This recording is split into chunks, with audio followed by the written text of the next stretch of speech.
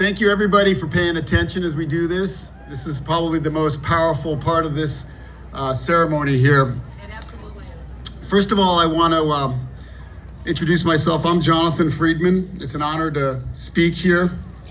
I'm going to be introducing the meaning of these bead colors through telling stories that were submitted by those that are walking today.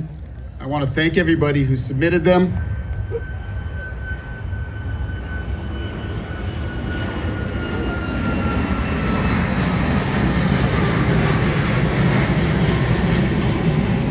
I got to get my rhythm going with this Point Loma pause, you know?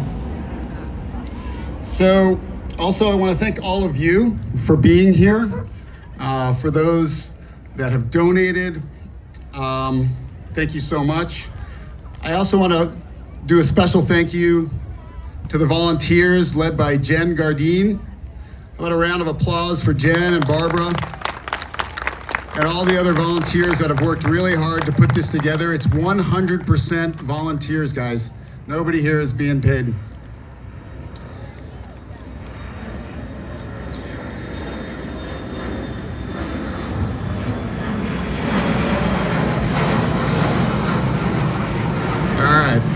So we have raised over $165,000. Yep.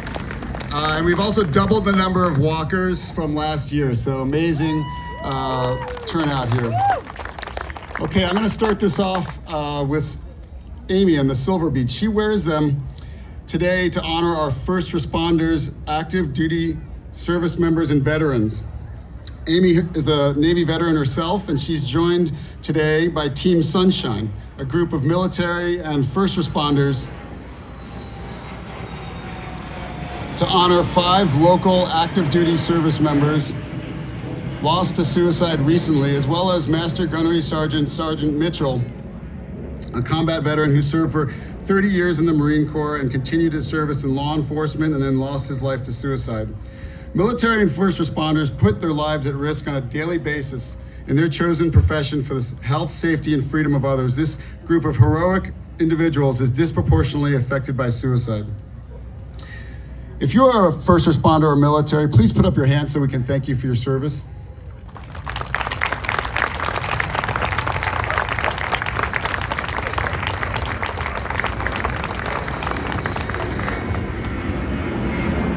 When I'm talking, can people hear me even though the aircraft is overhead? Should I just keep rolling? Yeah. People in the back, can you guys all hear me with the planes on? All right, we're gonna just roll. All right, Jessica is walking in honor of her father, Daniel, who will never be forgotten. Jessica asks of anyone who is struggling, even on the darkest days, when you can see no light ahead or inside yourself, light is shining on you and begging you to keep going. Don't give up. And the gold beads are for those that have lost a parent. Jen wears blue beads today to show her continued support for suicide prevention. These beads represent the families she encounters during her work she does as a funeral director. Jen often sits with people struggling through the pain of losing a loved one to suicide. She's there to guide them and lovingly support them as they navigate a difficult and emotional road ahead. Sylvia proudly wears rainbow beads to honor the profound struggles of the LGBTQ community against the burden of suicide. Today she stands in solemn remembrance with her heart heavy, thinking of the teenagers who faced immense stress when they came out. As a psychotherapist, Sylvia doesn't just wear these beads, she carries their significance deep within her. They represent an unwavering commitment to preventing suicide within this community, nurturing hope, and providing unwavering psychological support to those battling these circumstances. Thank you for what you do, Sylvia.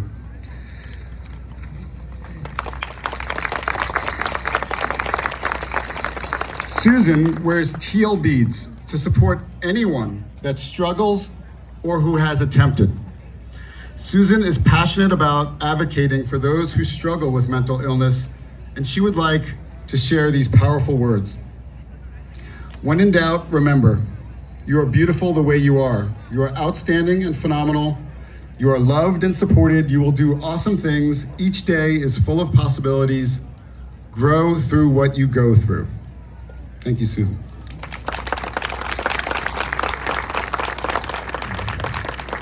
Mallory wears green beads to represent an attempt and to remind her of the struggles she faces living with bipolar 2. Upon receiving her diagnosis, everything began to make sense, and she realized, though sometimes it would be a struggle still, with her amazing support system, she's able to get through anything.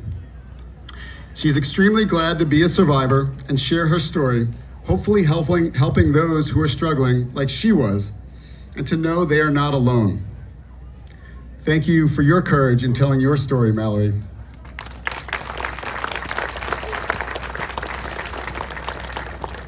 Alyssa wears purple beads today to honor a friend or relative. Her grandma, Lewis, raised 2 sons on her own while working as a nurse to help the lives of others. She made a positive impact on all she met through her contagious smile and the effortless way she made others feel loved. Lois lost her life to suicide at the age of 56. Please join Alyssa in keeping Lois in our hearts and minds.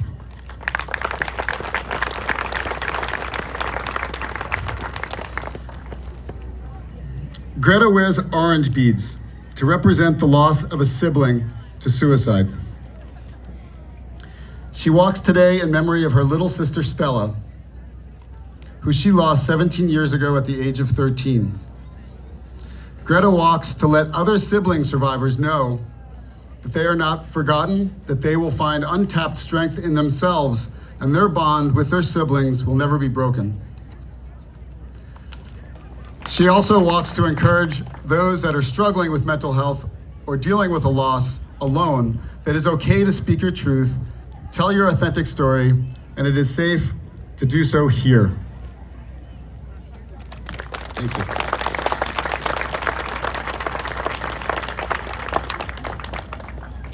And last but not least, Jim wears white beads to represent the loss of a child.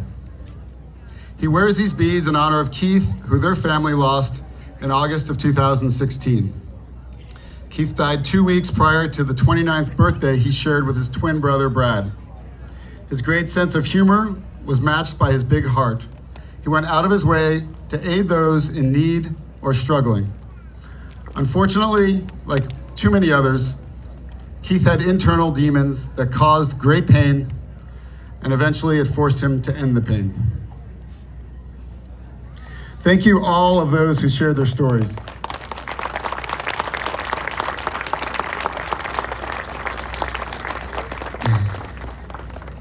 You may notice that I have 3 beads around my neck. Like Alyssa, I wear purple beads. These are for Dean, one of my closest friends who we lost in 2015. Like Greta, I wear orange beads.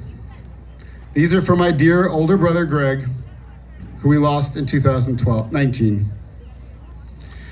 And like Jim, I wear white beads. These are for my son, Chase,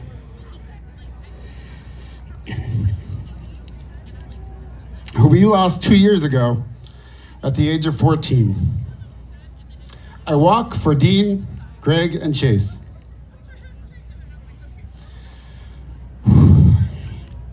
If you feel comfortable, please raise your hand if you've lost someone to suicide.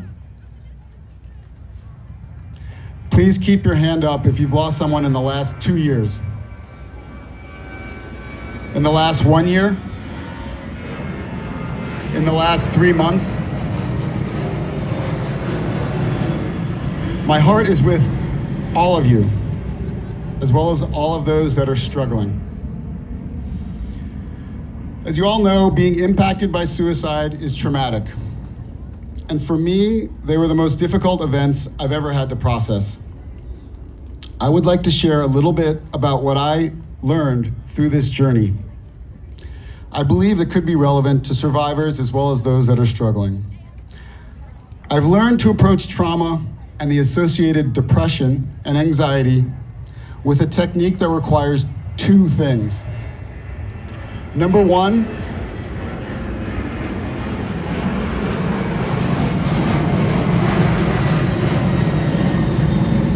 Number one, an awareness and recognition that I'm not okay right now. And number two, a desire to move forward to being in a better place. Through meditation, therapy, and other practices, I've gotten better at recognizing when I'm in the shit, acknowledging it. This is the first thing. The second thing, the desire to move to a better place, I've found took me discipline. It takes discipline to turn desire into action, not just once, but every day. I can't control what is happening out there or what has happened, but I can control what I do each day.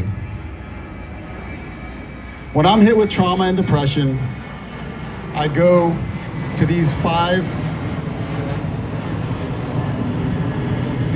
simple actions. Number one, I get outside and I exercise and I eat healthier food every day. Number two, I stop drinking. For others, there may be other substances. I have found that these just hide, delay, and exacerbate my pain, depression, and anxiety. I focus on getting as much good sleep as I possibly can. Number four, I practice gratitude even more rigorously. I appreciate what I do have. Number five, and perhaps the most important, I rely on friends and family and even strangers around me. When I was going through this stuff, and still am, it's vital for me to get out, move around, talk with my community, and meet new people. When I opened up and put myself out there, the world responded, and new people and old friends that are amazingly suited to help me came into my life. It's happened countless times, and maybe today is that opportunity for you. We'll come back to that in a moment. Before I wrap up, I want to acknowledge the young people that are out there. You guys are the new generation of bringing acceptance, awareness, and normalization to mental health. It's been all too in the dark, and that's the wonderful name of this dark is Out of the Darkness. So you guys are all deputized today to ask that awkward question if necessary, to find help, and to be there for those that need it, as well as yourself.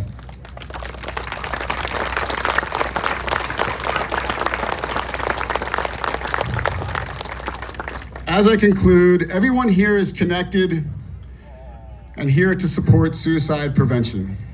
Thank you so much for being here. It warms my heart to see so many people here. One of my favorite AFSP expressions, which I just alluded to, is seize the awkward. On a twist of that, I encourage you to connect with somebody today in this closing activity. For anybody that does not have blue beads, grab some. There should be some volunteers around. And those of you who have them, take them off and put them in your hand.